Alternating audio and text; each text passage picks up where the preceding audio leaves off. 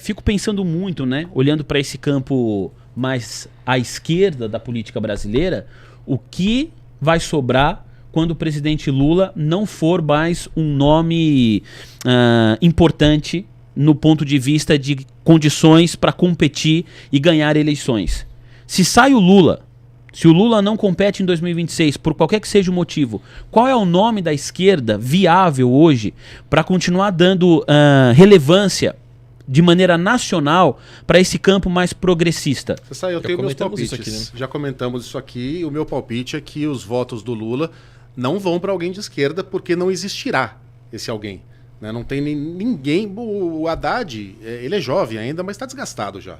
Já perdeu eleições, já participou de uma eleição presidencial. Ainda acho que ele tem potencial, mas eu acredito que no futuro os votos do Lula podem parar no colo da centro-esquerda, representada ali por Eduardo Paes e por João Campos. Eu penso no João Campos também como essa figura de futuro. Mas a ser trabalhada ainda, né? Há muito, muito. Se você vai... A gente não sei nem se ele tem idade para concorrer em 2026. 2026 não seria 2026 ele. Não. Eu acho que, assim, pensando em 10 anos, talvez o João Campos apareça. O pai dele, Eduardo Campos, é um nome importante na história da política brasileira. Ele teve uma gestão que foi aprovada e referendada agora, foi reeleito com muita facilidade lá no Recife.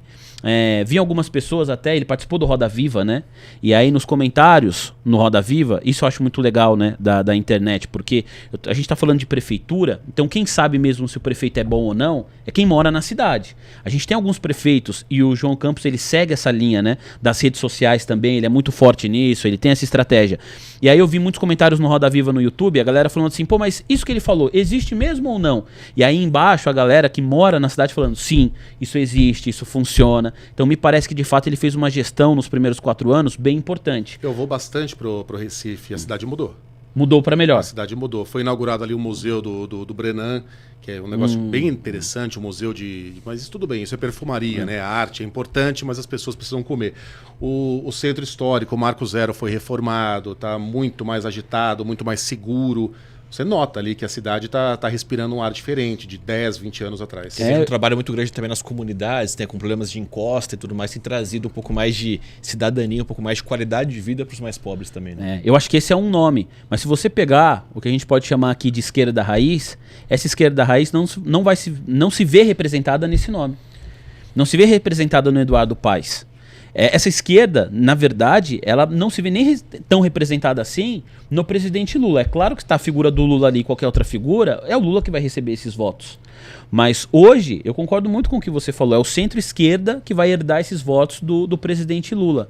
E se eu fosse, né, assim, olhando, se eu fosse alguém de esquerda e me preocupasse com isso, eu teria uma certa dificuldade em pensar em nomes e trabalharia para isso. É algo que a direita, que demorou para conseguir construir alguns nomes, veio no ex-presidente Jair Bolsonaro, rapidamente conseguiu colocar outros polos ali importantes. Aliás, até demais. Mas dividiu bastante, né? Mas Lula tem uma grande parcela de culpa nisso, né? Ele sempre centralizou muito na figura dele, na imagem dele, ou em quem ele dava a benção dele, na figura que seria da esquerda. Então, assim, o campo progressista está sofrendo por uma escolha feita anos atrás e por uma manutenção liderada por Lula.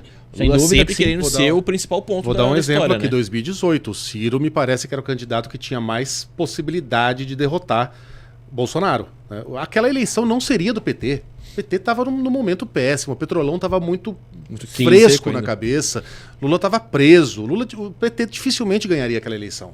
Né? Não era o momento. Mas o Lula se recusou a aceitar formar uma chapa com o Ciro como cabeça de chapa e Haddad como vice.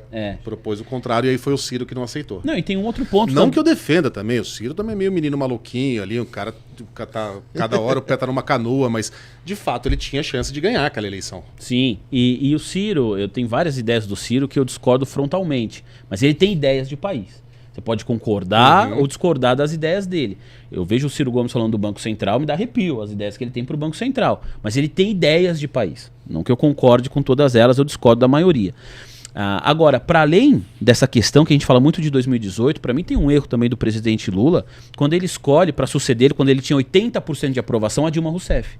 Porque a pessoa que sucede o Lula Qualquer pessoa mas que não sobrou ninguém, Vini. Naquela época, o Palocci lá, ele caiu no Bem, escândalo de Ribeirão.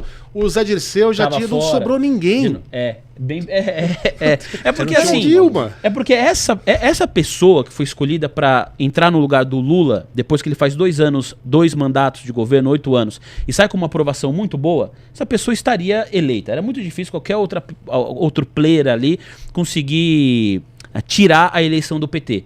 Essa pessoa poderia, agora que o Lula já tem mais idade, né, ser considerada.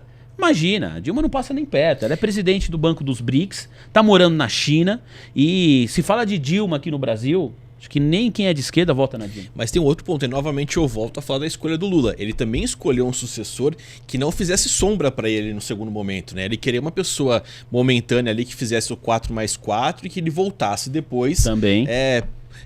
No destaque que ele sempre teve, né? Ele não colocaria em risco uma figura que pudesse de alguma forma deixar a história do Lula para trás e depois dos 8 anos ele não conseguisse ter esse peso de escolha de quem seriam as figuras da esquerda, né? Então acho que a gente vive um momento justamente por isso.